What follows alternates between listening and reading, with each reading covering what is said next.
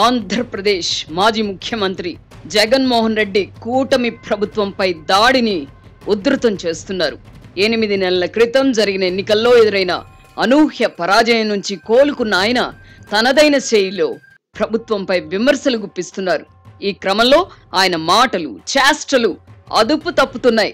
రాష్ట్రం విడిపోయిన తర్వాత 2014లో జరిగిన ఎన్నికల్లో తాను అధికారంలోకి వచ్చేసినట్టేనని అతి విశ్వాసంతో ఉండిన ఆయన ఓడిపోయారు. దీంతో జగన్మోహన్ రెడ్డి పని అయిపోయిందని భావించిన చంద్రబాబు నాయుడు ఆయనను పెద్దగా పట్టించుకోలేదు. దీంతో ప్రశాంత్ కిషోర్ మార్గదర్శకత్వంలో జగన్మోహన్ రెడ్డి అప్పటి చంద్రబాబు ప్రభుత్వంపై విష ప్రచారం చేశారు. వంచనతో కూడిన రాజకీయాలతో ప్రభుత్వంపై వ్యతిరేకతను ప్రజల్లో పెంచగలిగారు. ఫలితంగా 2019 ఎన్నికల్లో 151 సీట్లు సాధించి భారీ విజయాన్ని సొంతం చేసుకున్నారు.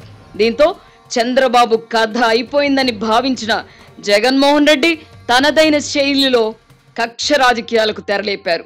తన సన్నిహితులు వారించినా వినకుండా అప్పుడు ప్రతిపక్షంలో ఉన్న చంద్రబాబును అరెస్టు చేయించి జైల్లో పెట్టారు. అప్పుడు కేంద్రంలో అధికారంలో ఉన్న ప్రధాని నరేంద్ర మోదీతో సత్సంబంధాలు ఉండడంతో జగన్మోహన్ రెడ్డి ఆడింది ఆట, పాడింది పాటగా సాగింది.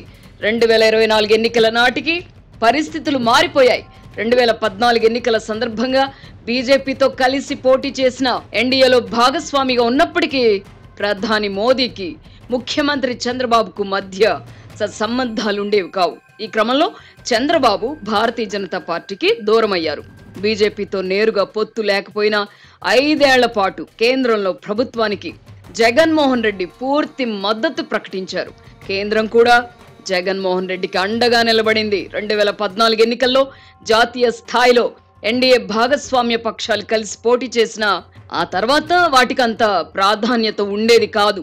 2019 ఎన్నికల్లో భారతీయ జనతా పార్టీకి సొంతంగా మెజారిటీ లభించడంతో ప్రధాని నరేంద్ర మోదీ సర్వం తానే వెలుగొందారు. 2024 నాటికి పరిస్థితులు తలకిందులయ్యాయి. భారతీయ జనతా పార్టీకి సొంతంగా మెజారిటీ లభించలేదు. 2019 ఎన్నికల్లో తాను ఏసడించుకొని దూరం పెట్టిన తెలుగుదేశం పార్టీతో పొత్తు పెట్టుకోవాలని ప్రధాని మోదీ స్వయంగా నిర్ణయించుకున్నారు. 3వసారి తన నేతృత్వంలో కేంద్రంలో ప్రభుత్వం ఏర్పాటుకు తెలుగుదేశం పార్టీ మద్దతు కీలకమైంది. బీహార్లో నితీష్ కుమార్ నాయకత్వంలోని జేడీయూ మద్దతు కూడా అవసరమైనప్పటికీ ఇటీవలి కాలంలో నితీష్ ఆరోగ్యం క్షీణించడంతో కేంద్రంలో ముఖ్యంగా ఎన్డీఏలో చంద్రబాబుకు ప్రాధాన్యత ఏర్పడింది. చంద్రబాబు కూడా 2019 నాటి అనుభవంతో ప్రధాని మోదీ, హోంమంత్రి అమిత్ షాలతో సత్సంబంధాలతో ముందుకెళ్తున్నారు. గతానికి భిన్నంగా ప్రధాని మోదీ కూడా ముఖ్యమైన సందర్భాలలో ఎన్డీఏను ప్రొజెక్ట్ చేయడం మొదలుపెట్టారు.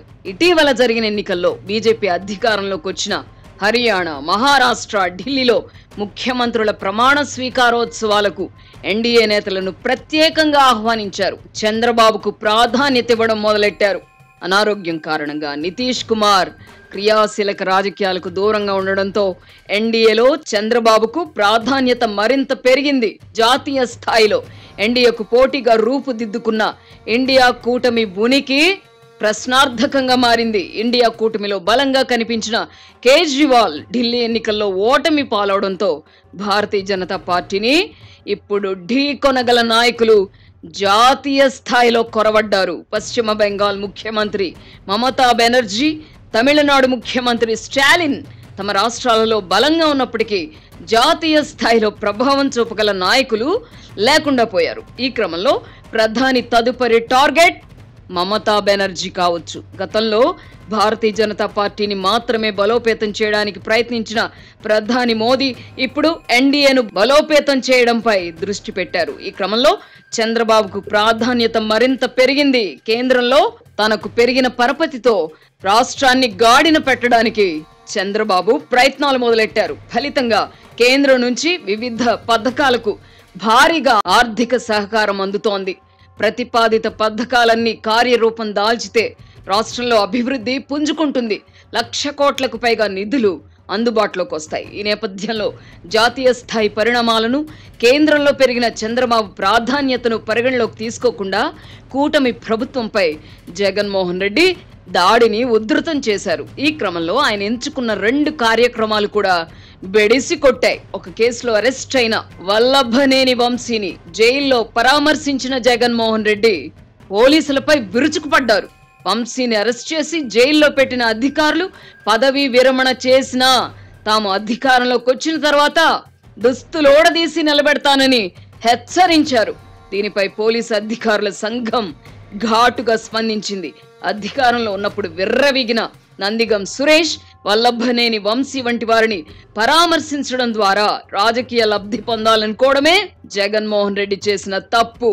అధికారంలో ఉన్నప్పుడు చంద్రబాబు సతీమణి భువనేశ్వరిని దారుణంగా అవమానించిన వల్లభనేని వంశీపై ఇంకెప్పుడు చర్యలు తీసుకుంటారు అని కూటమి ప్రభుత్వంపై మరోవైపు ఒత్తిడి పెరిగింది. చంద్రబాబు మెతక వైఖరి ప్రదర్శిస్తున్నారంటూ తెలుగుదేశం పార్టీ కార్యకర్తలు సోషల్ మీడియాలో ఏకంగా పోస్టులే పెట్టారు. అయితే చంద్రబాబు కార్యకర్తల వలె ఆవేశపడకుండా సమయం, సందర్భం కోసం వేచి చూశారు. కిడ్నాప్ కేసులో వంశీ చిక్కుకోగానే అరెస్ట్ చేయించారు. అధికారంలో ఉన్నప్పుడు గన్నవరంలో తెలుగుదేశం పార్టీ కార్యాలయంపై వైసీపీ దాడి సందర్భంగా ఫిర్యాదు చేసిన సత్యవర్ధన్ అనే అతన్ని బెదిరించి ఫిర్యాదును ఉపసంహరింపజేయించిన వల్లభనేని వంశీ మొత్తం మీద చంద్రబాబు విసిరిన వలలో చిక్కుకున్నారు. ఈ క్రమంలో జైలులో ఉన్న వంశీని జగన్మోహన్ రెడ్డి పరామర్శించారు. వంశీపై తప్పుడు కేసు పెట్టి అన్యాయంగా అరెస్ట్ చేశారని జగన్మోహన్ రెడ్డి విమర్శించిన కొద్దిసేపటికే హైదరాబాద్ లోని మై హోమ్ భుజ అపార్ట్మెంట్ లోని లిఫ్ట్ లో సత్యవర్ధన్ వెంటబెట్టుకుని వంశీ తీసుకువెళ్లిన వీడియో ఫుటేజ్ ను మంత్రి కొల్లు రవీంద్ర మీడియాకు విడుదల చేశారు. దీంతో వంశీని అన్యాయంగా అరెస్ట్ చేశారన్న జగన్ ఆరోపణలకు విలువ లేకుండా పోయింది. 2014-2019 మధ్య కాలంలో జగన్మోహన్ రెడ్డి ఇలాంటి విన్యాసాలు చేసినప్పుడు అప్పుడు అధికారంలో ఉన్న Chandrababu and co counter attack చేయలేదు. దీంతో ఇప్పుడు జగన్మోహన్ రెడ్డి తనకు మాత్రమే సొంతమైన వంచన రాజకీయాలకు మళ్లీ శ్రీకారం చుట్టారు. అయితే జగన్మోహన్ రెడ్డికి గ్రహబలం ఈసారి అనుకూలంగా ఉన్నట్టు లేదు. విజయవాడ నడి వీధుల్లో జగన్మోహన్ రెడ్డి రక్తి కట్టించాలనుకున్న సన్నివేశాలు వికటించాయి. ఎన్నికలకు ముందు మా ఓటర్లు వేరే ఉన్నారు అని సజ్జల రామకృష్ణారెడ్డి వంటి వారు అనేవారు. ఇప్పుడు జగన్మోహన్ రెడ్డి మద్దతుదారులు కూడా మా ముఖ్యమంత్రి వేరే ఉంటారు అని భావిస్తున్నట్టుగా ఉన్నారు. సాధారణ ఎన్నికలకు కొంచెం ముందు ప్రతిపక్షంలో ఉన్న నాయకుడిని ఉద్దేశించి సీఎం సీఎం అని నినాదాలు చేస్తే అర్థం చేసుకోవచ్చు. కానీ ఎన్నికలు జరిగిన 8 నెలలకే, అది కూడా 11 సీట్లు మాత్రమే గెలుచుకున్న ఒక వ్యక్తిని ఉద్దేశించి సీఎం సీఎం అని నినదించడం, అలా నినాదాలు చేసినా చేయించుకున్న వారి మనోవికారాలని అద్దం పడుతుంది. ఇలాంటి నినాదాలు జగన్మోహన్ రెడ్డికి ఆనందాన్ని ఇస్తూ ఉండవచ్చు, కానీ వినేవారికి ఎబ్బెట్టుగా ఉంటాయి. ఇలాంటి లేకి పోకడలు పోయిన వారిని వారించుంటే గత ఎన్నికల్లో జగన్మోహన్ రెడ్డికి ఇంతటి పరాభవం జరిగి ఉండేది కాదు. చంద్రబాబు, లోకేష్ కంటే అందంగా ఉంటారు కనుక కొడాలి నాని, దేవినేని అవినాష్ను కూడా త్వరలో అరెస్టు చేసినా ఆశ్చర్యపోవలసిన అవసరం లేదని జగన్మోహన్ రెడ్డి చేసిన వ్యాఖ్యలు కూడా రోతగా ఉన్నాయి. తనకంటే చంద్రబాబు అందంగా ఉంటారని అప్పట్లో ఆయనను అరెస్ట్ చేయించావా అని ఎవరైనా ప్రశ్నిస్తే జగన్మోహన్ రెడ్డి ఏం సమాధానం చెప్తారు? తాను సెటైర్లు వేశానని జగన్మోహన్ రెడ్డి అనుకుని ఉండవచ్చును, గాని ఆయన వ్యాఖ్యలు విన్నవారికి కంపరం కలిగించాయి. ఈ సందర్భంగానే జగన్ అండ్ కో ప్రదర్శించిన మరో సన్నివేశం కూడా వికటించింది. 8వ తరగతి చదువుతున్న ఒక చిన్న పిల్లను తీసుకొచ్చి జగన్ మామయ్య నాకు అమ్మఒడి రావడం లేదు అని విలపింపజేశారు. 2014-19 మధ్య కాలంలో ఇలాంటి నాటకాలకే తెరలేపిన జగన్ అండ్ కో ఇప్పుడు అవే నాటకాలను ప్రదర్శించడం మొదలెట్టారు.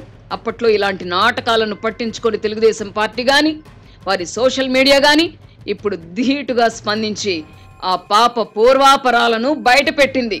జగన్మోహన్ రెడ్డిని హత్తుకొని విలపించిన ఆ పాప తండ్రి, మేనమామ కరుడుగట్టిన వైసీపీ అభిమానులు అమ్మ ఒడి రావడం లేదని ఆ పిల్ల ఏడుస్తూ చెబుతున్నప్పుడు తండ్రి మేనమామ నవ్వడం కనిపించింది.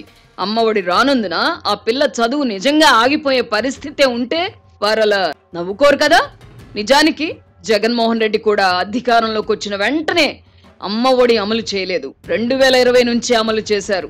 ఇప్పుడు చంద్రబాబు కూడా తల్లికి వందనం పథకాన్ని ఈ ఏడాది జూన్ నుంచి అమలు చేస్తామని ప్రకటించారు. మొత్తం మీద విజయవాడ నడి వీధుల్లో జగన్ అండ్ కో ప్రదర్శించిన వీధి నాటకం వికటించింది. జగన్మోహన్ రెడ్డి వద్ద విలపించిన ఆ పాప చదువు నిజంగానే ఆగిపోయే పరిస్థితి ఉంటే ఆ పిల్ల చదువు ఖర్చులకు జగన్మోహన్ రెడ్డి ఎందుకు సహాయం చేయలేదు?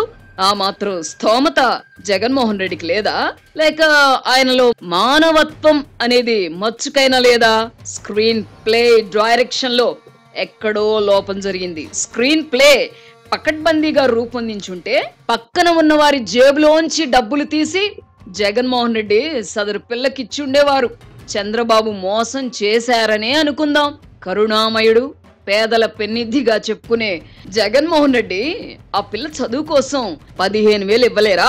పుచ్చుకోవడం తప్ప ఇవ్వడం తెలియని జగన్ కు ఇలాంటి ఆలోచనలు ఎలా వస్తాయిలేండి.